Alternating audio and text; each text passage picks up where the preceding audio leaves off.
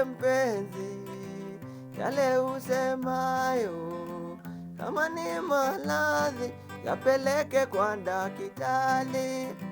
Chaupele mpenzi, yale usemayo kama ni maradhi yapeleke kwa daktari. Wanambia niwache rumba, walizi kuzoea, siwezi kuwacha rumba kwa sababu ya. Wanambia niache rumba, walizi kuzoea, siwezi kuwacha rumba kwa sababu ya. Hello everyone. Welcome to this tutorial. Kwa hii tutorial naenda ku explain kuhusu muziki venye navyocheza. Okay, niko kwa key of C. Natumia chord E, natumia C, natumia F, natumia A minor, natumia G. Nikicheza huu muziki na anzia na C. Na strum hivi.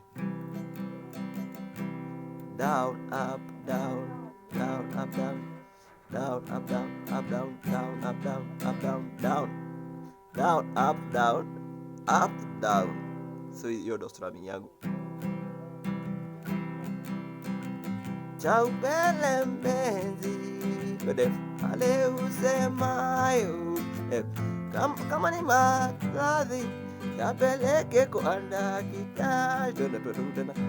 Chaupele mpenzi, si yale usema